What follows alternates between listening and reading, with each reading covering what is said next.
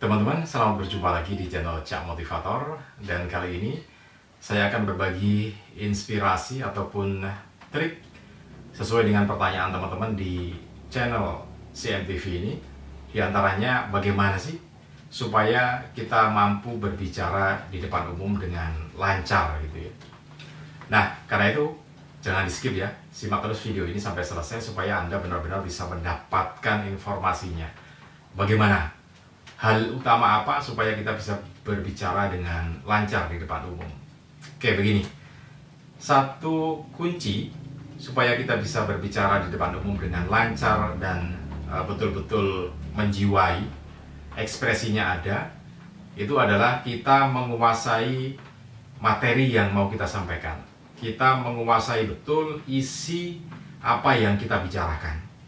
Oke, sebagai satu gambaran itu saya akan bercerita.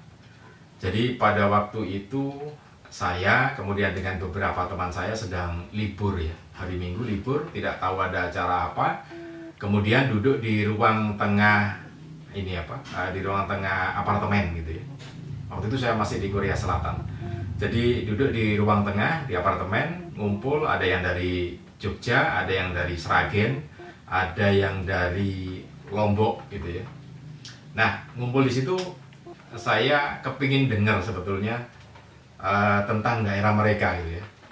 Nah, karena itu saya bercerita dulu tentang daerah saya yang ada di Jawa Timur. Saya ceritakan tentang Gunung Bromo, saya ceritakan tentang tempat-tempat wisata gitu ya. Nah, tanpa terasa mereka juga terpancing. Jadi teman saya yang dari Jogja itu menceritakan bagaimana tempat tinggalnya yang ada di Jogja itu termasuk wisata pantai selatan yang ada di Yogyakarta. Nah, dia bercerita bagaimana kondisi pantainya, menguasai betul dia, enjoy gitu berceritanya. Kemudian dia juga bercerita tentang Keraton Jogja, bahkan saking semangatnya mencoba mengundang saya ke Jogja kalau satu saat nanti kita sudah pulang ke Indonesia gitu. Nah, itu seperti itu. Kemudian yang tak kalah bersemangatnya juga, ini teman saya dari Sragen. Jadi dari Sragen ini bercerita juga tentang Gunung Kemukus gitu ya. Jadi Gunung Kemukus itu bagaimana orang di sana mencari atau ritual pesugihan gitu ya. Kan terkenalnya semacam itu. Ya meskipun tapi memang realnya kan seperti itu. Dia bercerita gitu dan detail ceritanya karena dia tahu betul daerah itu dan itu adalah tempat tinggalnya di sekitar Sragen gitu ya.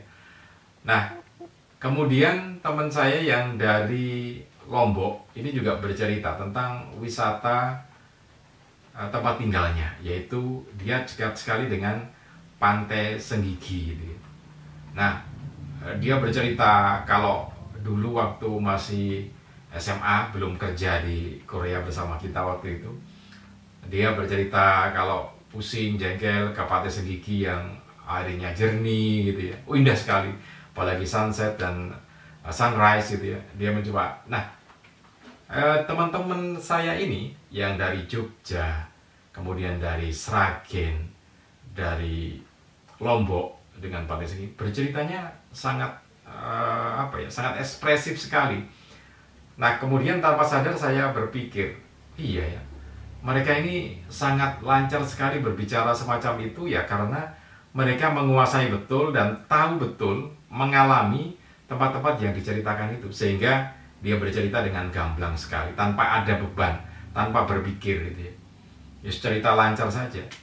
Nah, kemudian saya tarik ke teori komunikasi gitu ya. Jadi bagaimana tips supaya kita bisa berbicara di depan umum. Satu diantaranya adalah kuncinya itu adalah menguasai materi. Jadi enak saja mereka berbicara. Kenapa? Karena tanpa terasa mereka sudah menguasai materinya, tidak usah dipersiapkan. Jadi mereka duduk kemudian bercerita. Kenapa bisa bercerita dengan baik ya? Karena mengalami dan tahu betul gitu ya. Nah, itu kuncinya seperti itu. Kemudian kita masukkan ke ranah presentasi atau public speaking atau berbicara di depan umum ya. Nah, bagi Anda yang sudah menguasai materi tentu nggak perlu belajar lagi karena tinggal mengambil memori dalam benak kita, dalam otak kita untuk bercerita. Tetapi untuk sesuatu yang baru, yang hari itu baru pertama kali Anda presentasikan, tentu butuh penguasaan materi. Nah, di sini bedanya. Tapi kuncinya sama, yaitu penguasaan materi gitu ya.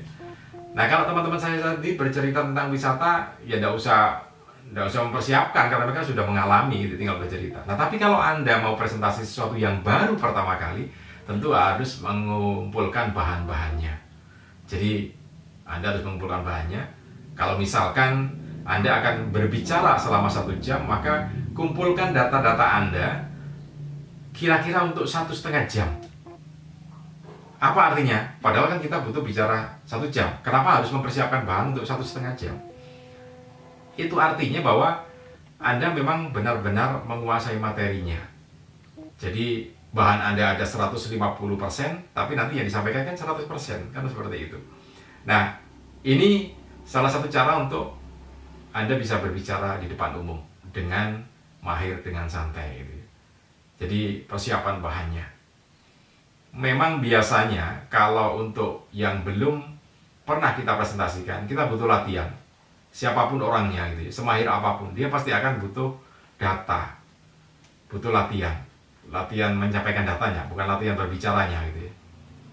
Bahkan orang yang seorang public speaker pun tentu butuh data, meskipun dia tidak sendiri mencari data, ada staff-staffnya yang mengumpulkan data. Nah, data itu biasanya karena dia sudah advance, data itu biasanya tinggal mengkombinasikan. Oh, pernah tahu data ini, pernah tahu data yang ini.